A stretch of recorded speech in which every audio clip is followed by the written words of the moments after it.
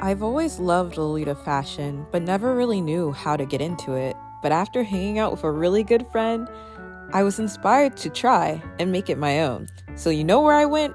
I went to the thrift store. I always find the best things in the thrift store, and I was actually just going there just for fun, not even a particular reason. I actually almost gave up altogether because I have one fear. Okay, I have multiple fears, but I have a really big fear of dolls. And there were all these creepy looking dolls in the store. But getting past all of that, I found this really cool lantern that will be used in a future hot pink cosplay. Let's talk about all the really cute teapots I saw. I'm obsessed with teapots. I'm actually building a collection, so I had to pick up this egg-shaped teapot. It just looked too unique. I wanted a sun hat that I could try to turn into a bonnet. I just had this idea of cutting it up and making it perfect for a Lolita fit. I actually ended up finding a real bonnet, so I don't even have to make it. And it's not gonna be with this cord, but I do have some really exciting plans to go to a Lolita picnic later this month. Usually I skip looking at the clothes, but because I hung out with my good friend, the Evelyn cosplay, I have a lot of ideas when it comes to cords. So I was like, ooh, now I know what to look for if I want to make something into a Lolita dress. So I was just checking out all the things, and my cart was a little stuffed. One of those dresses might look familiar, but we got to go through everything before I decide what we're going to make. Now, the real ones know you just put on your finds on top of your clothes in the back of the store. Hopefully there's a mirror. Luckily, this time there was. So I tried on this pink shirt first.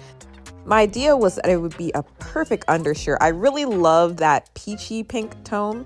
So I tried that and pulled out this dress because I thought the tones matched, but I wasn't exactly sure. The thing was, this dress did not fit me in the back whatsoever, so it would be a pain to make it work. I tried this dress, didn't like it, tried this dress, I didn't like it. And these dresses all weren't for Lolita, some of them were just for fun, but I also found this white kind of lacy bit that I thought I could use for an underskirt.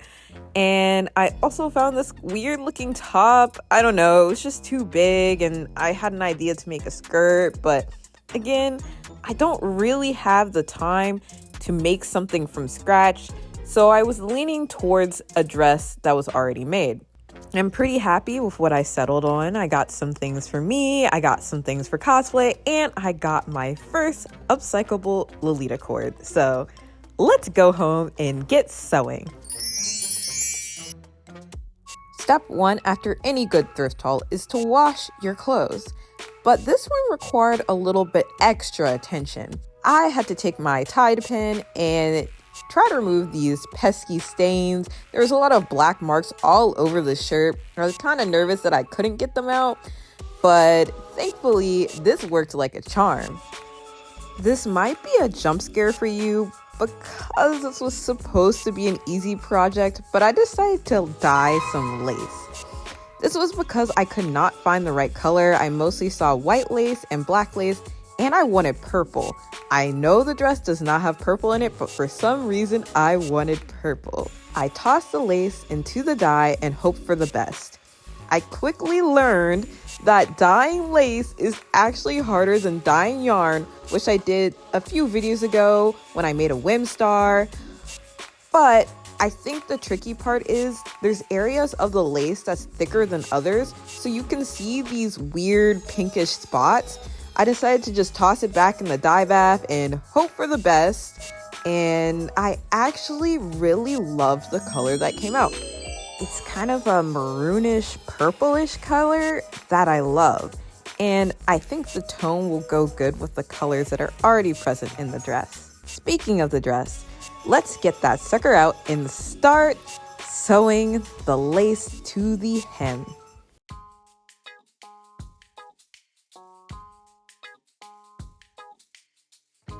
With the lace added, it was already starting to give more of a Lolita aesthetic. While the aesthetic was better, the top still wasn't fitting me at all. So it's time to cut this dress up.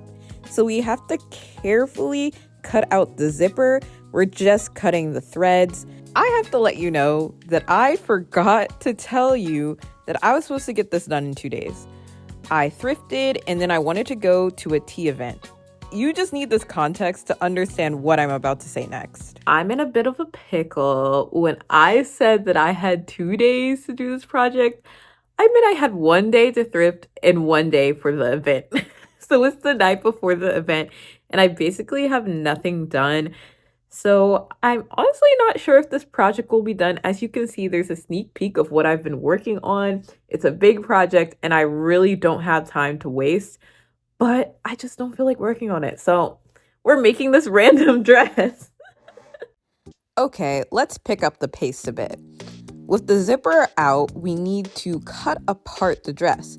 The one thing that's gonna save me with this dress is that the torso is so long. I can cut along the bottom of the torso and use that to make panels in the back of the dress.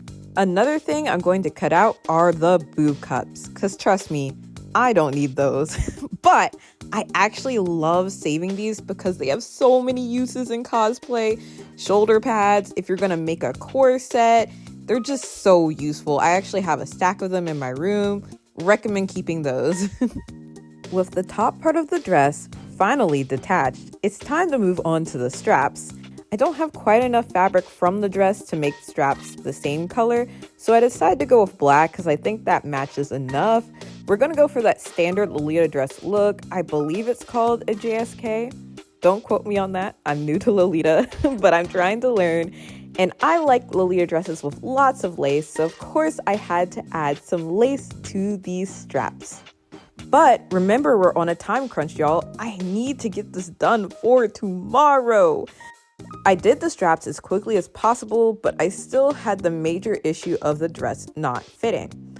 Because the sizing was not that off in the waist and the skirt is actually pretty ruffled, I didn't really need to do any alterations to it. Besides, I needed to re-ruffle it because in the process of cutting it out, it just got messed up. So I re-ruffled the skirt and was able to pull it to my exact waist. So this is as far as I got. The back is just... I don't even know if you can see it. I'm so tired. I don't even know if I'm going to this event. This is just crazy. But it's what I'm doing is working. It's going to fit. I think it's going to look pretty cute. Let me sleep and I'll talk to y'all later. It's been a few days and I had to drink some tea in this part of the video because I missed the tea event. I slept through it and I didn't finish my dress. But I thought this was a good moment to show that sometimes we give ourselves unrealistic deadlines or deadlines we just can't fulfill for whatever reason. And it's okay.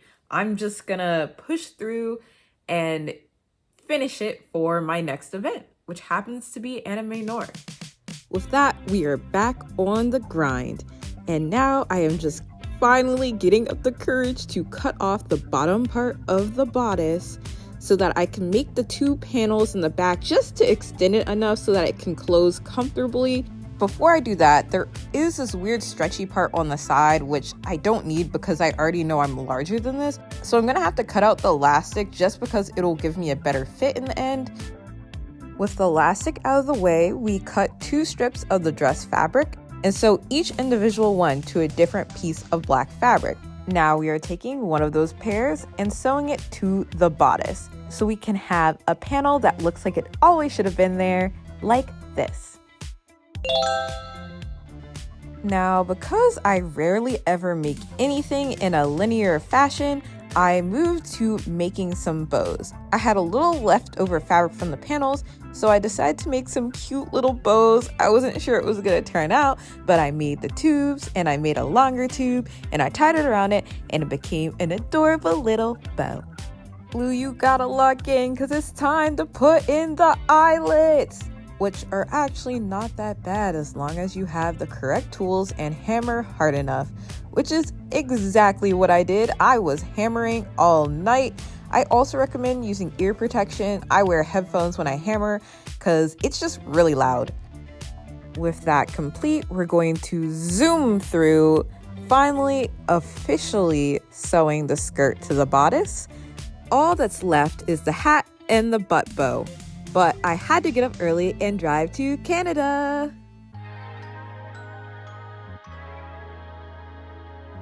Here's the big old butt bow I made. It's a little floppier than I'd like, but I was using the interfacing I had on hand.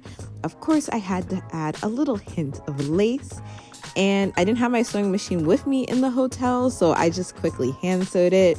The last thing I have to do is make the headpiece. This is probably the most straightforward part of the project. I found some flowers I liked, I found some ribbon I liked, and I found some ruffles I liked. I cut them up, glued them together, and added some hair clips on them, and that was my headpiece. And now, time for the reveal.